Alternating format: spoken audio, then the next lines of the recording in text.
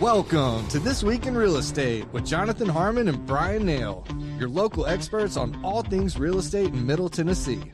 Listen in as they discuss the current state of the market, the latest trends, and have a little fun while doing it.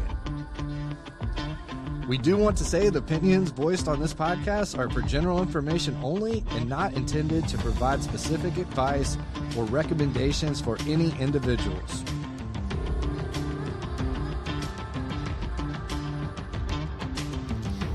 Good morning and welcome back to This Week in Real Estate, and welcome back especially to Mr. Bryan Nale. Good to be back. Hey, in This Week in Real Estate, we are putting the cast in broadcast. So we have the whole cast here. We got the whole cast. Look at this. Yeah. The only thing that would be better is if somebody had a broken bone. Why would that be better? Oh, yeah, that's a good point. Maybe not. Jonathan. But it's a cast. Okay, cast. It's what I do. Hey. I'm sorry. Go out there and break a leg. Literally. So that I can make this one line even better. Yeah. No. We'll promise not to break a leg on the show today. Where have you been? Washington State. And it For was 2 weeks? Well, no, that's the thing, is it was a 1 week trip, but I left on Thursday and came back on Thursday. So it feels like it was a 2 week long. Terrible planning, Bryan Nale. Oh, you telling me? That's terrible. Who set up that trip? Well, if I had set it up, we would have left on Thursday and come back on Sunday and had a full 10 days. But we were like, yeah, maybe we can fit it all. You could have in left 1 on week. Thursday night. We did leave Thursday morning. We came back Thursday night. That gave us a full day in Seattle because we had like one afternoon in Seattle, and then on the way back we had the morning in Seattle. I see. I'm going to ask Trent lots of questions because he didn't have a microphone, so it'll be like asking like off camera. You right? Was that breaking the fourth wall? Is that what they call you're that? gonna break the fourth wall. Yeah, yeah. Or is it the fifth wall? Well, then you'd be in a pentagon. Boom. I don't think it's related to the size of the shape of the room. Yeah, it is. I think it's the fourth wall is where the camera is. Okay. And so you break the fourth wall and talk to the people beyond it. Okay, talk to him. No, I don't remember now what I was going to say. But anyway, Okay. So here's what we're going to do. So we've got several special guests, as you guys can very clearly see. So we've got Anthony in Ottawa. Is it Ottawa or Ottawa? Ottawa, like Canada, because you went to Canada. We did go to Canada. Yeah, and Trish. And so we've got some really special things that are coming up in the community. And as you guys know, of course, we're all about the cool things that are happening, and we always end the show with community calendar and all that. So we're going to give you guys some extra time to talk about the initiative that you guys are putting on. And they pointed at you a whole bunch, saying that you're the guy that's going to have to talk. And Ottawa said she's not talking, which means I'm absolutely going to have to call on her for something. Apparently. Yeah. I mean, like, I have to, right? At this point. Yeah. And Trish warned us that she is a ball of energy, and I can see she's poised. She's like, I'm just She's so ready. excited. She's ready. yeah, this is going to be fun. So we are going to talk a little bit of real estate. You guys definitely jump in. And actually, I don't know if we've got anything prepped, but it might be kind of fun to interview them about the current state of the market, because we surmise what we think people think. Yeah. And we're not always right about that. So this is not a pass fail. Like, you're not going to... The general perception, because you know what I learned? My first college course ever, perceived reality is reality. Amen, Yes. brother. Yes. We say it all the time. Yeah. That's why lying by omission is still lying, Yeah. right? Because you made me perceive something else as the truth. Yeah. All right, so let's start with that. You want to go first? Well, I thought we would start with maybe talking about inflation and the Fed open market meeting next week and what they're going to do. So have you guys heard any rumblings about the Federal Reserve's meeting next week? Is it on your radar that the Federal Reserve has a meeting next week? That's about as far as the radar that I have. There is a meeting popping up with the Federal Reserve. Okay. So this is Details. a fascinating opportunity for me right now, because I've pushed back on you several times about this. And so one of the things that we end up talking about a lot in here is Federal Reserve meetings and jobs reports and all these different things that come out that supposedly move the needle. Not supposedly, they do move the needle on which way rates go, right? Mm-hmm. But that is supposed to be based on the public feelings of how we're doing as an economy, right? Like how do you feel right now? And so my question is, and you sort of just answered this and you didn't even know this. First of all, in general, how do you guys feel about our economy right now? Broad question, so answer however you want. Yeah. Well, I do know that things are costing a lot more. And I just look at it the traditional way, kind of the size of your grocery basket. So I used to be able to pull up with a full basket and they say, oh, that's $150. Now I got like a little hand basket and they're like, oh, that's $150. I'm thinking, what in the world just happened? You know, so that lets me know some things are up. And then when you look at housing, the prices of housing is really going up. But then at the same time, the ability to get loans, not as frequently. So those are a couple of things that I feel. Now, I keep my ear somewhat to the news about the economy, but a lot of times the news that you get, they share it from a perspective. So I have to weed through like what's really happening. So I know there's a meeting, but which spin it is, I'm not really sure. Interesting. Trish, what do you want to throw in there? That sounds so educated to have like, I don't know. Let me think about it. I feel stretched, so I'm not going to sound near as like eloquent, you know, but I just feel stretched. Yeah. And I do know that going to other organizations that typically are like, I have a surplus, how can I help? Or here's what we got, we're ready. Those persons are actually like, I don't have anything, or we may not be able to keep our doors open. And you're talking about other nonprofit organizations and things like that. Or food banks or pantries or things like that. And so I personally feel stretched. I don't turn on the news at all because I choose to just try to be the best I can in my community, lean in on the things that I have no control on, but I can continue to maintain my, so I feel stretched. So I have a personal theory, and we've talked about this on several occasions. If you were to step back and just kind of like say, okay, why do I feel the way I feel about the economy, right? What is the number? Give me like your top 3 things that are driving your feelings, good, bad, or indifferent, about the economy right now. Like facts, right? Like nuggets, whatever those happen to be. How I feel mostly is affected by what I'm able to do financially, what others around me are able to do. Kind of leaning into what Trish is saying, as a minister and the congregation, like we can feel, we kind of have a pulse of what's going on. So that's it. I would say those are the top 2. I don't know if I have a third, but just looking at it again, looking at it from my perspective, I'm going to get a spin, I'm going to get a feel. But when I can feel it personally, that impacts, oh man, something's up. And I may not even be able to put my thumb on it because I know politics, they're going to swing it one way or the other, but I can feel it. You know, it's kind of that thing where you go out and say, okay, something's up here. Now, it hits me. Well, that's powerful. Yeah. This is a technical question. And we'll make it multiple choice.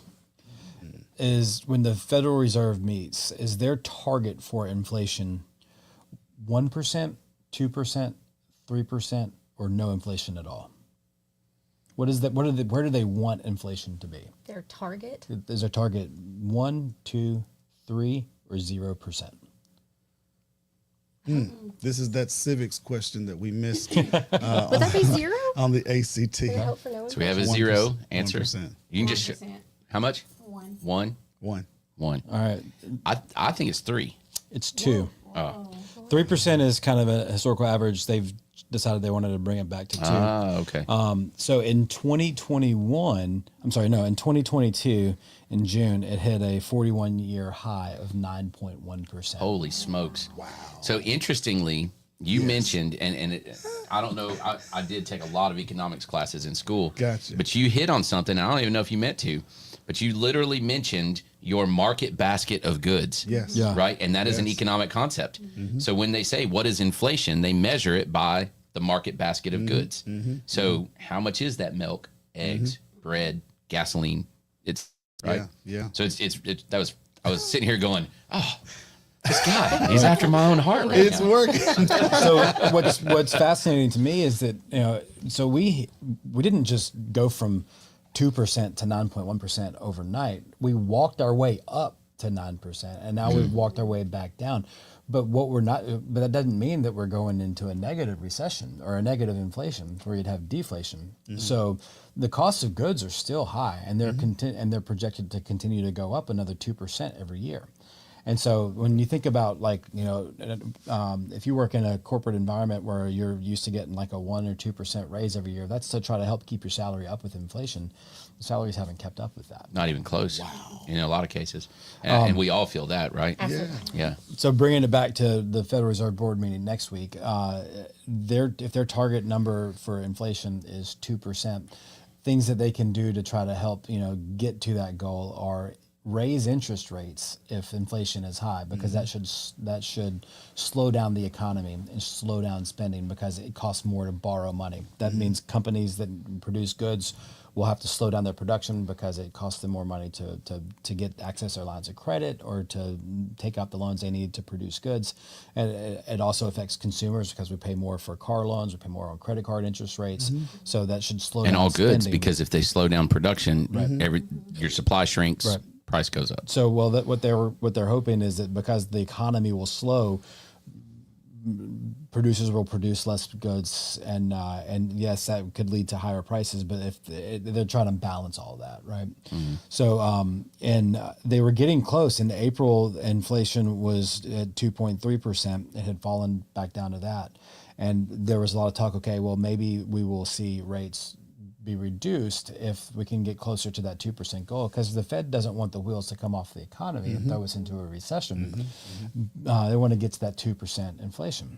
But then the next month it went from 2.3 to 2.4, and then in June it went to 2.7. So if we were hoping and expecting a rate cut in July, now that's very much debatable. But don't we typically see a seasonal bump in inflation? Don't prices, because prices don't increase linearly, right? And we're going to pull up housing here in just a minute, and that'll be the next line of questions. They don't change linearly. So you might see a huge drop in January in pricing just because nobody's doing anything because they're locked in their houses. They're all kind of recovering from Christmas and trying to pay credit card bills off. But then you might see a spike in summertime when everybody gets out of school. We got school teachers sitting here. When people get out of school and they go on vacation and spending goes up and all of that kind of stuff. So I feel like the danger here, the Federal Reserve has been trying to do what they call a soft landing for freaking, 5 years now? It seems like 4 years. But now that it's almost like they're micromanaging it and trying to change it on a month to month, and that just doesn't.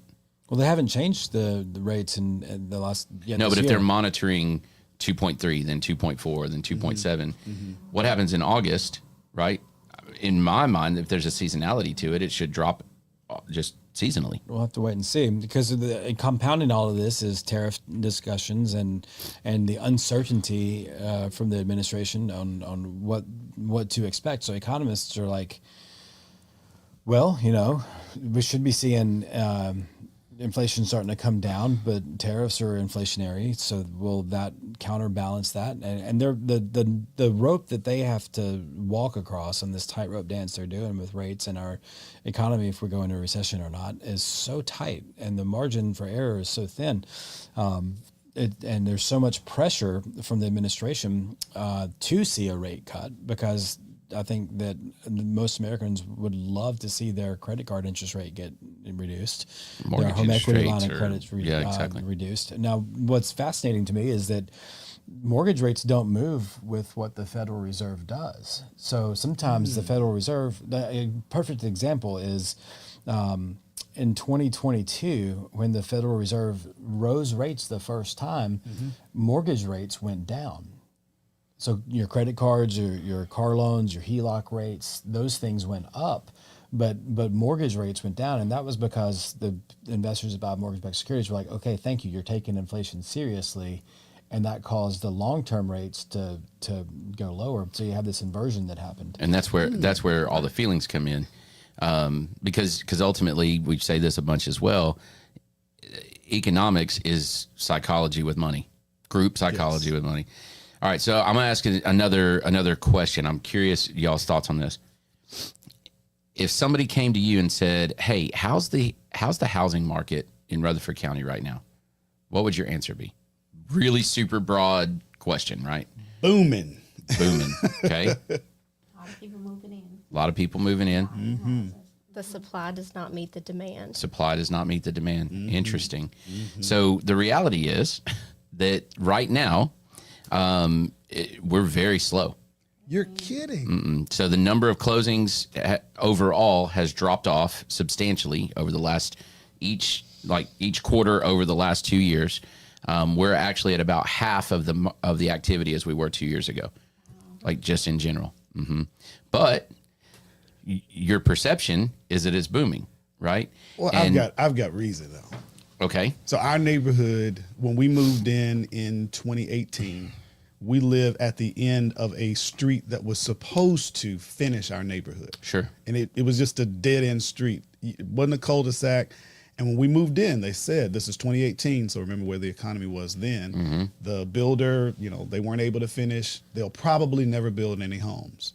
As the biggest lie in Rutherford County that is ever perpetrated. Right. 2 years ago, we're one Christmas looking out and we see the black tape. Yeah. Like, what's going on? They're cutting down the trees, the forest. They're putting up houses in our neighborhood now every 3-6 months, another house. So here's some fun facts for you. Come on. So we see that new construction as a percentage of our overall housing market is almost double what it normally is. Okay. But the overall amount of the whole market is about half of what it is. So as a percentage, new construction is significantly more right now than resale. That's not true. Significantly more than it historically is compared to resale. Not more than resale. That's not true. Resale still outpaces it, but not by a lot. Yeah. So, but what's interesting here is that the perception is based on an anecdote that you see in your literal backyard. Yeah. Right? Yeah. All right. So what about rents right now? What do you guys think rents are doing in our economy, in Rutherford County specifically? Rents are rising, she says. Rents are rising. Yes. They're falling. Really? I've missed every question. But to your point, Yes. it depends on what news you take in. Sure. Right? Sure. Yeah. And here's the thing, you don't watch the news, but you still take news in. I do. Right? Whether it's through conversation, whether it's through your own observation, whether it's, through Facebook reels or whatever, you're still taking information in, you're still taking in the news, right? And so who do you listen to? And then if you listen to this one, do you need to listen to this one just to try to get to the middle? Yeah. Yeah. I don't know the answer to that, right? I don't know, because I'm in the exact same boat as you. And Bryan is much more discerning about the news that he takes in. So honestly, I listen to Bryan. Well, Bryan could very easily impact how I look at things. Right. Right. And not that he would, but he could, right? Because I trust Bryan to show me, and he does, and he shows me the sources, So it's just we're in a really interesting time right now. And how would perception be that it's booming, it's up, etc., but the actual numbers things because are down? people like me do a really poor job of getting the real information out there. Well, number one, and the reason they do that is self-motivation. Oh, okay. Yeah. Okay. So as a real estate agent, if I were out there going, oh, the sky is falling, the market is terrible, we have half of the, all of that, who wants to have that guy as their real estate agent? No one does, right? Okay. You don't want Chicken Little as your real estate agent. You want the guy that's like, dude, it's booming right now. Yeah. We're going to sell your house. I've never been busier. There's so much activity going on. Everything's great. Yeah. I've made $2 million, whatever, right? Yeah. That's who you want as your real estate agent. So there's self-motivation, right? There's a reason behind that. And then that feeds into the news. And then the news. What is the news? It feeds into what you see. There's a lot of realtors, right? So if you're scrolling through your feed, you're probably going to see. And mortgage lenders, they're even more optimistic than realtors. You're going to see a lot of those kinds of posts as you're scrolling through. And if you're in the business, good Lord, that's all you see on your feed is posts about real estate. It's always booming. It's always, and it's always comparison. No better time right? than now. Oh, well, if this guy's having a great year and this girl's having a great year, oh God, I better talk like I am too. Yeah. And I think that it's and in addition to that, you've got a 5-year run from 2018. Really, you can go back further than that, to when we started to recover from the Great Recession, and from like 2014, 15, 16 up until 2022, the market was exactly what you said.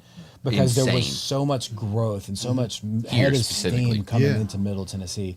I saw something the other day, and I took a screenshot of it and I sent it to my wife. So when I'll try to find out where I saw this data, but it said, this was fascinating. This is actually really interesting. It was a quality of life study of where which communities have the lowest quality of life.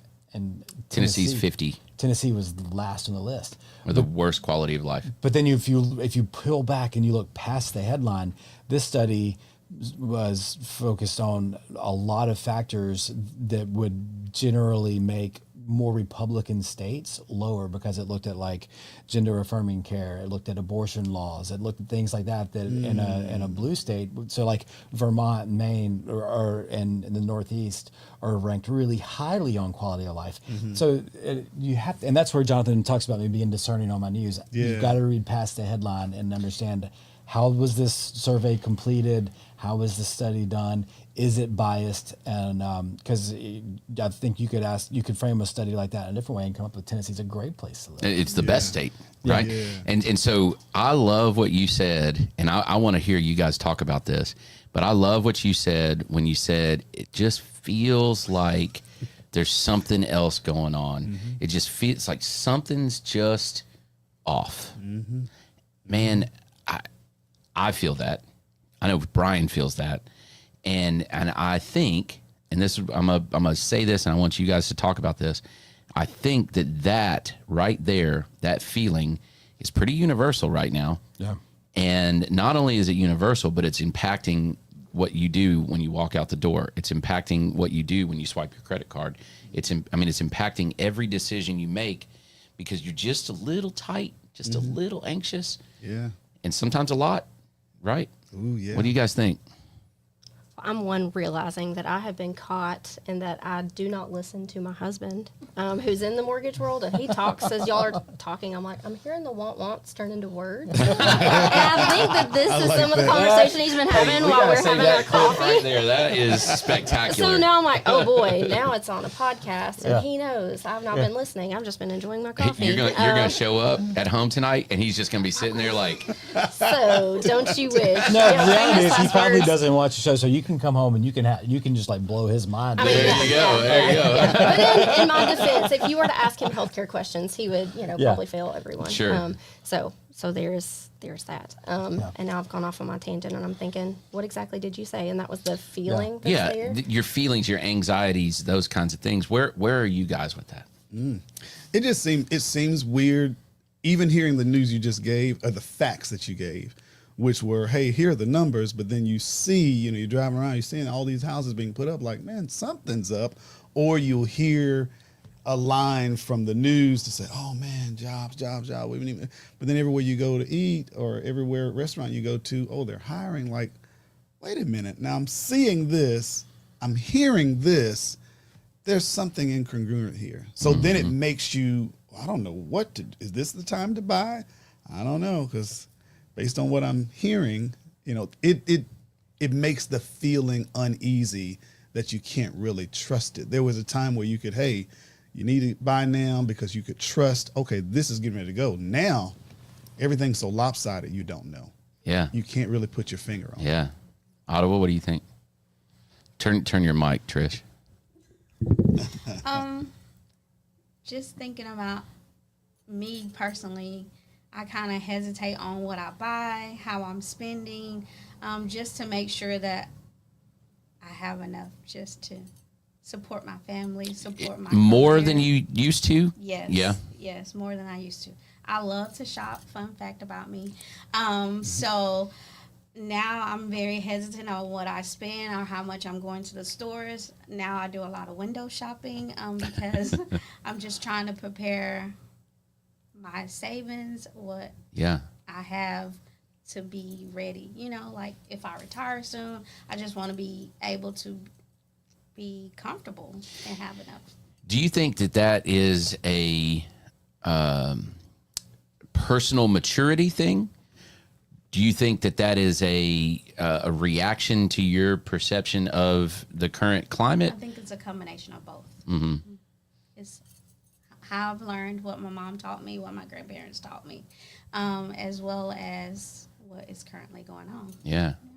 Window shopping is a good way to save money. It's a terrible way for me to save money because I can't do it. Yes. If I window shop, by God, that card's coming out. I go past. I break through the fourth wall. I break the fourth wall. There you go. I'm in the store all of a sudden buying the stuff And it I just saw in the happened. window. I don't know. It just jumped by. I don't know what happened. We used to think, me and my wife, we used to think that way. But now when we leave and we didn't find, we use the love test. So if you're going to buy, if you don't absolutely love it, don't get it. And so back in the day, That's you used good. to think that was disappointing. Like, oh man, we meant to go get shoes and we didn't get any. Now I get in the car and I say, we saved $150 today. And you're like, high five. Right.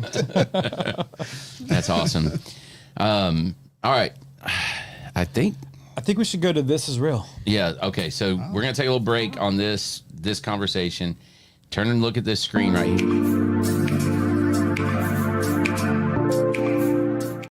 A real estate listing, and we look at it and we think, man. Whoa. So.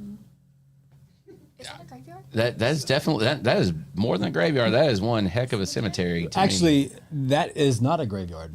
I'm willing to bet that is a cemetery. That's what I just said. No, there's a difference. Inform me. I don't know this. Shout out to my good friend Tom Cribbs, who's a realtor with Onward. A cemetery is not located at a church. A graveyard, there would be a church there. And I was like, oh, that sounds weird. I would think it would be the other way because cemetery sounds nicer than graveyard. But so what helps me remember this is churches have courtyards and things like that. So they'd have a courtyard and a graveyard. If there's no church there, it is a cemetery. This looks like a cemetery, unless there's a church on the other side of that field that we can't see. Wow. Did not know. I just learned something. I don't know that I believe it, but I did just learn something. Tom, I'm gonna be looking that one up, big Pro guy. tip. Yeah. So know the difference. what are y'all's thoughts on this? This is from a real estate listing. A listing? Like a real one. Mm-hmm. Not like. This is real. That's the name of this little segment here. I mean, I'll say. I want to let y'all say. I'll give the realtor props on this. They had to be honest. That's what I was going to say. I do like That's that. exactly what I was going to say. Yes, because sometimes they just don't take pictures of the things that are a turnoff. Sure. Now, the reality is, you can say very quiet neighbors. You can say no one will ever build on the land behind this house with confidence, right. unlike We yours. never build on that. Yeah, Poltergeist. we don't have to go into I all like of that spin. You say very quiet neighbors. How sure are you? That's a fair point, I suppose. Interesting. Would you buy this house? No. No. It depends. There you go. See, It that's not a no. Yeah. What about you?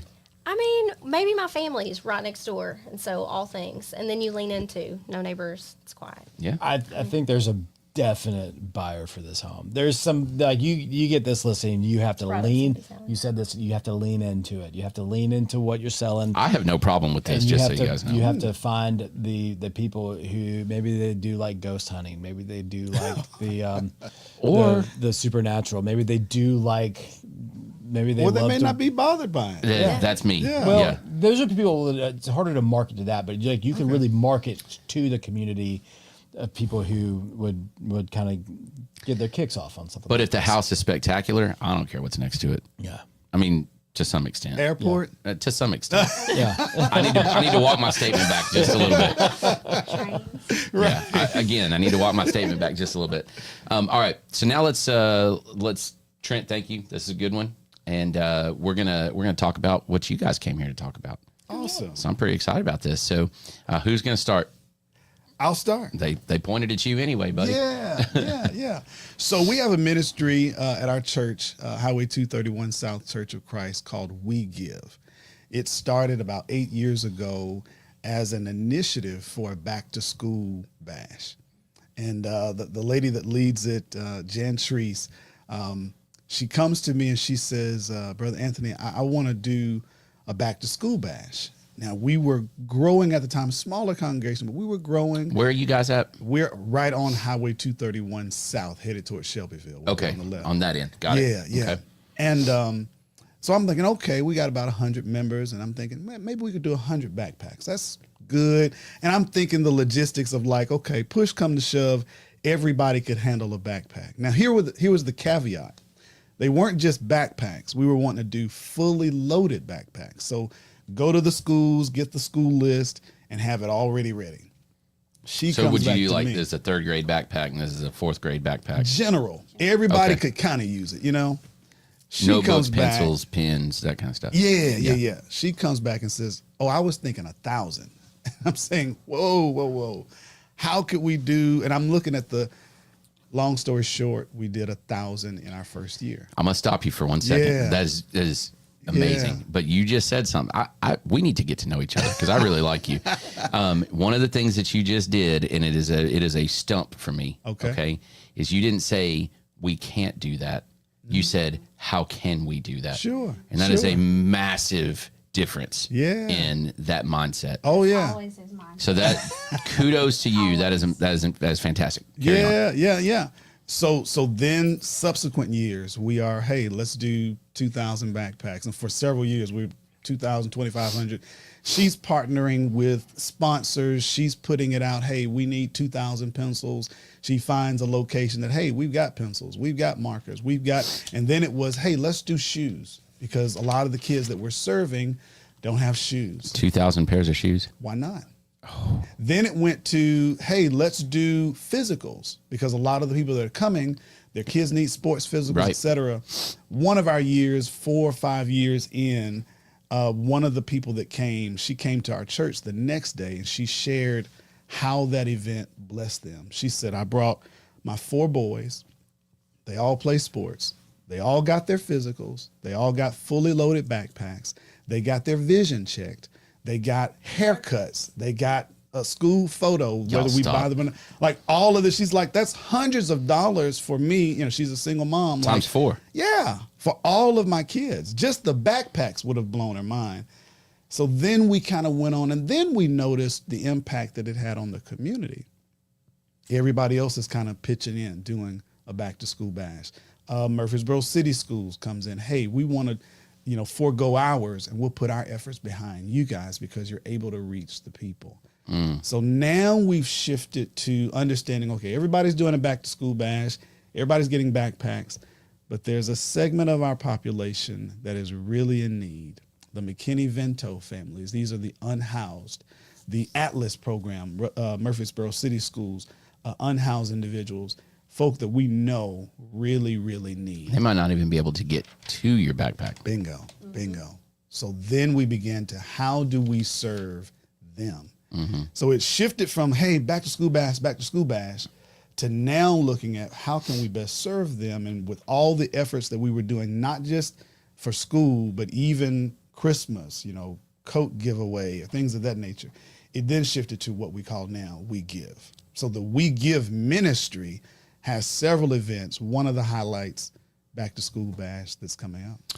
All right, so let's talk some specifics, some logistics here, okay? Is it still in a single location? It's in a single location this year, and it is invitation only because we want to hit those McKinney-Vento and Atlas families. Stop right there. Sure. What is McKinney-Vento? I don't know that term.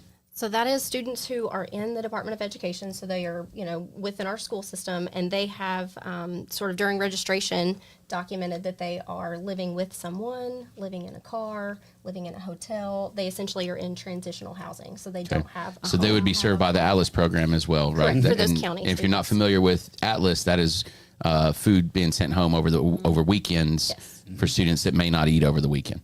Right. Okay. Right. Great.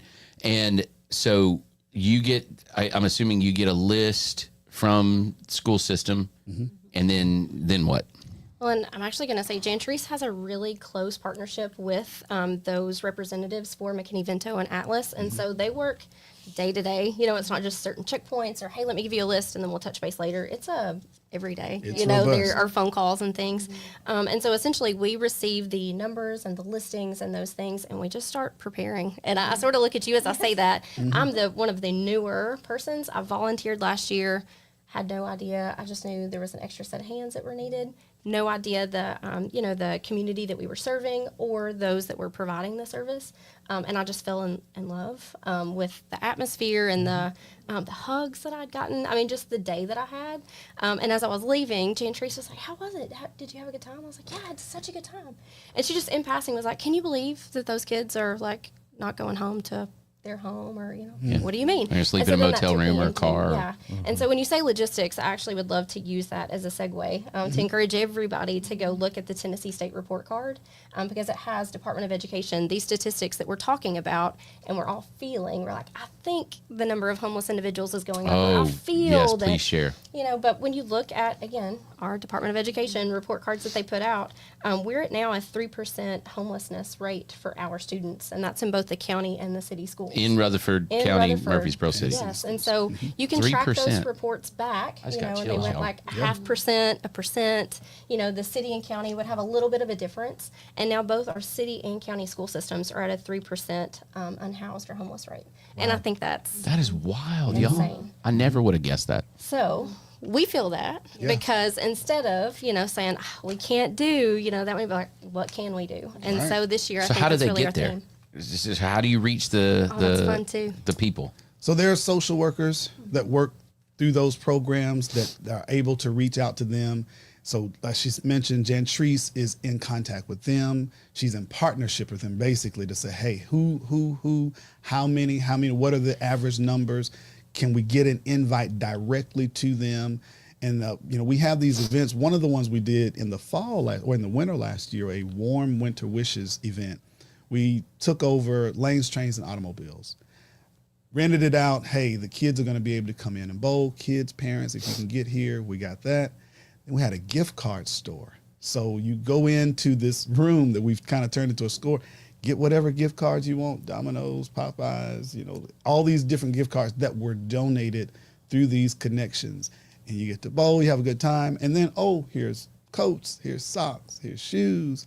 Christmas isn't quite as bad as... Yeah, well, toys, and last year, I think we gifted 20 families a hotel stay for 2 nights. In addition. So 20 families had somewhere to stay for Christmas, Christmas Eve, Christmas Day, which was really awesome. Yeah, they stayed for 2 nights. But logistics, when you mentioned logistics, how do they get to us? Last year, and I can only speak to last year, so please correct or add to, but there were teachers who drove students that they knew maybe didn't have a ride. Families sort of pulled together. I want to say that there were some buses that kind of came through and brought children. So like you mentioned, the answer is yes. How do they get to yes. They get here. Yes. And we'll help you to get here. Yes, and if we know you have a need, we'll find a way to get you there. Absolutely. And are we still doing shoes and haircuts and... So this year at the Back to School Bash, we are doing shoes, socks, backpacks, medical screenings. We've got barbers that are donating their time. You get your hair cut, everything you need to start for school. For little girls. Yeah. Man. Okay, and where's this going to be held at? It'll be at Patterson. Okay. From 9 to 12. Plenty of room over there, so that's great. Yeah. Patterson Community Center from 9 to 12 for Murfreesboro City schools, families, and then Rutherford County school families are going to be from 1 to 4. So now, let me ask this question. If somebody's maybe new to the community, if somebody doesn't, for whatever reason, hasn't gotten on the right radar, whatever, how does somebody apply for one of the quickest ways, that kind of thing? Yeah, one of the quickest ways, wegivtn.org. That is a way that they would be able to either contact personally, be able to register. Hey, here we are. We just found out about it. We just heard about it on the podcast. We haven't gotten plugged in, registered yet, but we do need. We don't want to turn you away, especially when we know that you are in need. So, yeah. Sure. wegivtn.org. wegivtn.org. Yeah. Okay. Yeah. And I'll tell you this, too, for anybody that wants to support, same website, wegivtn.org. This is a all year round thing. So within our congregation, we are announcing every month, hey, this month we're taking up pencils. This month we're taking up, hey, we're trying to, take up some more shoes, bringing you shoes, etc. But to our business owners in the community, our, anybody that wants to support, all year long we're doing. And if it's not necessarily for the back to school bash, we'll have other events that you can support as well. Yeah, that's one of them as well. That was so fun. Wow, y'all. She said it was big. I didn't understand. I didn't get it, and then now I get it. And it gets crazy big because when people start kind of hearing about it. For example, the year before we had a Warm Winter Wishes event. Jeffrey Simmons of the Titans, his people hears about it. He's like, hey, I want to partner. And so we took over a school, John Pittard Elementary. We took over the school, and imagine these kids were coming out. This was a surprise to them. So we kind of got with the social workers, and they're telling the parents, hey, come out to a nice pizza party. We're going to serve dinner, et cetera, et cetera. In walks Jeffrey Simmons. Who's a very large man. Extremely. Yeah. And I mean, we had toys, we had shoes. It was like, wow, this is amazing. And so at our last year Warm Winter Wishes, the Tennessee Titans Alumni Association, they supported it. So you had Al Smith, you had Javon Curse, some of the former players there, signing Javon Curse was there. He was there. I want to shake his hand just because I know he would take my It'll go back. arm. It'll go back to your elbow. Yeah, his finger will tickle your elbow while he shakes your hand. It's that big. But yeah, the kids got to enter, and they were really gracious. Like they hung out even past time with the kids, pictures and things like that. But they got to just enjoy. So that is so cool, y'all. All right, so number one way to get involved, I would say start with WeGiveTN.org. Yes. Right. Yes. And there is never going to be too much money involved in this. No. Right. No. So any donation is going to be helpful. Yeah. As far as, do you guys need boots on ground volunteers? Volunteers will be able to register there as well. If you want to volunteer right now, coming up on the back to school bash, we're still looking for shoes, and we go from toddler all the way up to ladies 11 or men's 14. So we're still taking up shoes, any kind of supplies for school, notebook paper, composition notebooks, folders, and monetary donations. Kind of toward the end here that we're able to do running Filling in the whatever we gaps. need. Yeah. Yes. Sure. Take advantage of tax-free weekend. This is a dumb question, but just because I'm curious, is it like donated used shoes? Like No. New shoes. New shoes. Good. In the box I want to for make sure sure. that was clear. Yeah. Good. Yeah. Good. And I worked in the shoe department last year. I hope that I get to serve in the shoe department again this year. It's so fun. Oh but my gosh. watching kids come in and realize the tables are organized just like you're at a shoe store. Yes. They get to tell you the brand, the color, the whatever that they're looking for. They slide them on, they run. I mean, it's just, I don't know that there's a better feeling given the terrible circumstance, but Sure. I don't know that there's a better feeling. So if you're not sure about this and you're like, I just want to get an idea, please volunteer. Listen. Because from the time I volunteered last year, I've not stopped thinking about this. I know how I feel when I get a new pair of shoes. Yeah. Yeah. Like I feel like $1 million. Yeah. Yeah. Yeah. And it's not that big of a deal for me to get a new pair of shoes. Yeah. So I can't even imagine getting ready to start school, knowing that you're going to have whatever the, Yeah. And socks, they're so excited over socks. and then Shoes, walking in and being socks. like, Those are mine. Yeah, Right. yeah. Yeah. And it's like she said, the kids will be able to come, you're a size 5. Okay. What do you want? And So they many options. boxes, here you go, try these on. So again, imagine that parent fall on hard times. How do I even make sense of where I am? How do I even provide? My kids are getting ready for school. And for a lot of this, hey, you got a fully loaded backpack, got his hair cut, we got you. got him covered, shoes, come on over here. So again, backpacks, $30, $40 a pop, we got you. Shoes, $70, $80, $100 a pop, we got you. We got you. That And is just to kind beautiful, of lift y'all. the burden a little bit. That's beautiful. That's awesome. Yes. Beautiful. You have any other questions? I don't. Y'all have any other details we need to? I was going to say you mentioned the immediate needs that we Mm-hmm. have in supplies. Just the ongoing are if there's any connections that anyone has, like he mentioned, to Mm-hmm. supplies or to services or whatever. We're always looking for partnerships or for connections. Food resources are a big thing. So Mm-hmm. if there's any connections to those, and then just host for fundraising events. So if this is something that you're like, I feel a little different when they're talking about this, what can I do? Host an event to fundraise or just come and volunteer. Yeah. So those are the ongoing. But we appreciate this opportunity. Let me piggyback on that.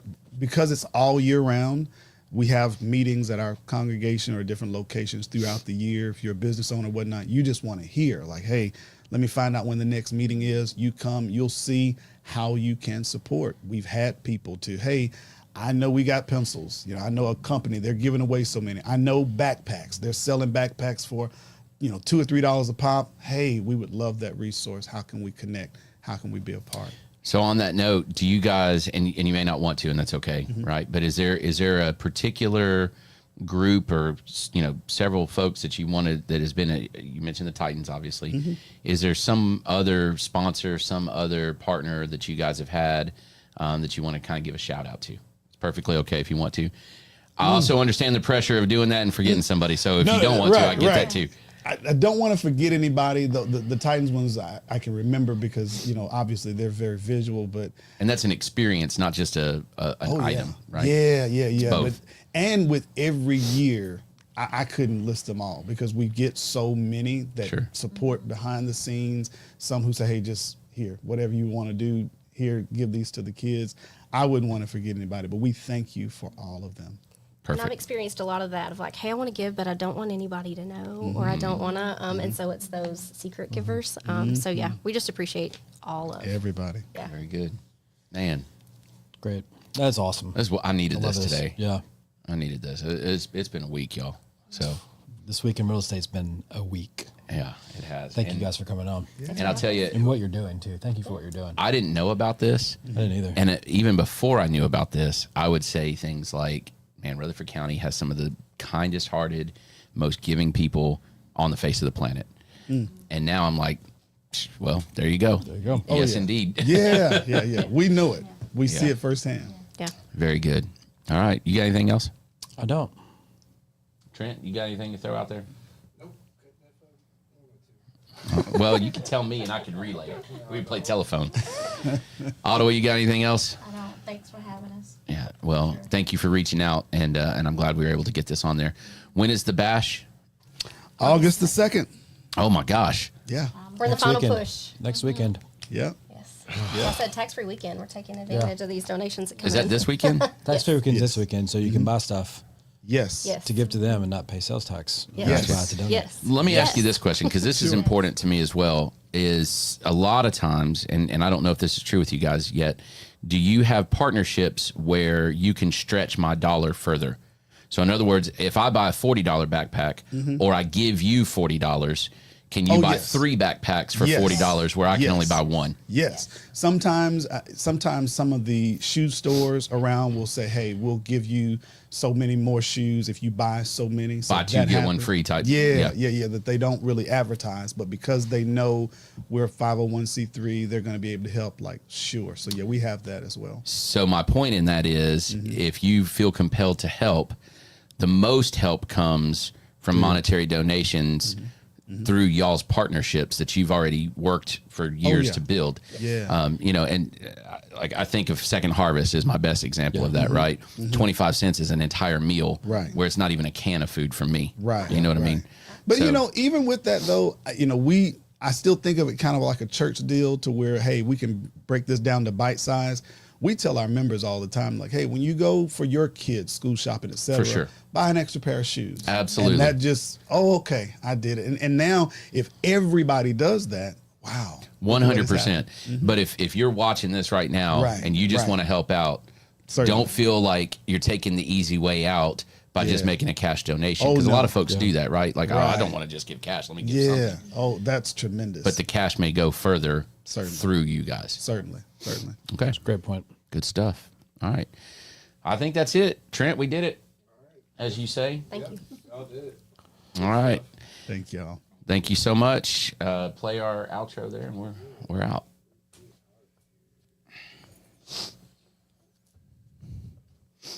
I got my pirate socks on today. Thank you for listening to another episode of This Week in Real Estate with Jonathan Harmon and Bryan Nale, your go-to resource for all things real estate in Middle Tennessee. Be sure to like, share, follow, subscribe, and leave us a 5-star review. We will see y'all on the next one. Now for the nitty-gritty. Premise Mortgage Company is a subsidiary of Premise Bank, a member FDIC. Premise Mortgage NMLS number 1894879, BK number 1042893, ML number 1894879. As always, all loans are subject to credit approval and product guidelines. Equal housing lender.